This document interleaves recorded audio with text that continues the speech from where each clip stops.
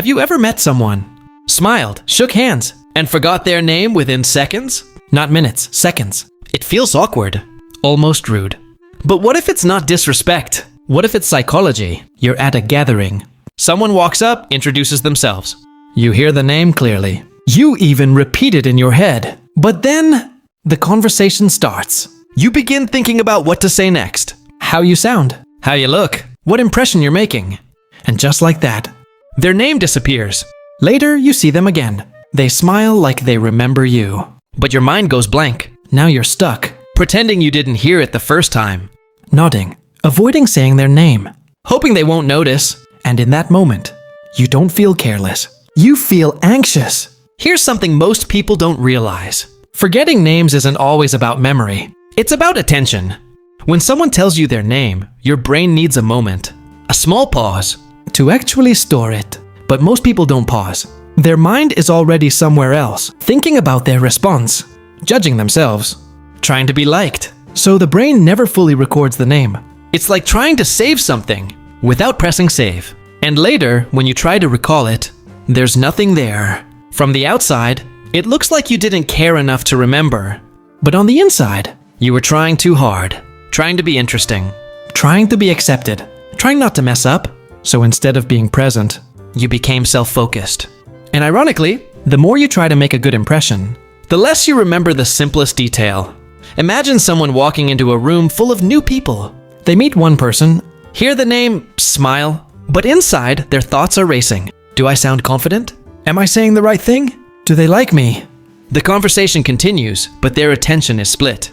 Later that evening, they try to recall the name. Nothing. Not because they didn't care, but because they were never fully there in the first place.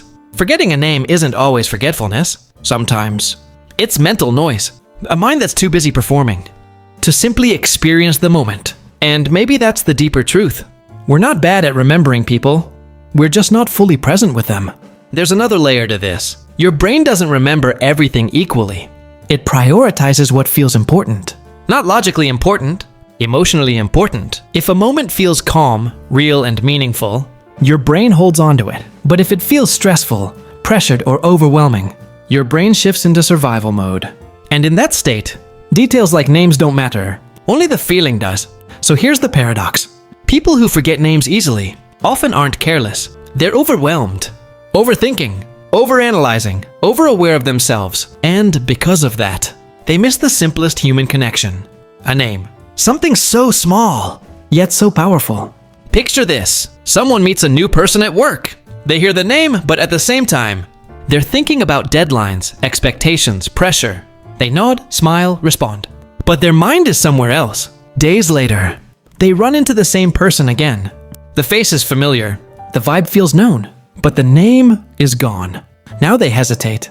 Avoid direct conversation. Not because they don't respect the person, but because they're afraid of being exposed. And slowly, a small moment of forgetfulness turns into distance. It's interesting, isn't it? We often think connection is about saying the right things, being impressive, being memorable. But real connection starts with something much simpler. Presence. Being there, fully. Not in your head, but in the moment. Because when you're truly present, you don't just hear a name. You feel the person behind it. Maybe the answer isn't trying harder to remember names. Maybe it's learning to slow down. To actually listen instead of preparing your next sentence. To allow a second of silence so your mind can catch up with the moment. And to stop trying to perform and start trying to connect. Because when your mind is calm, memory follows naturally.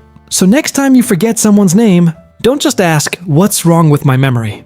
Ask yourself, was I really there when it mattered?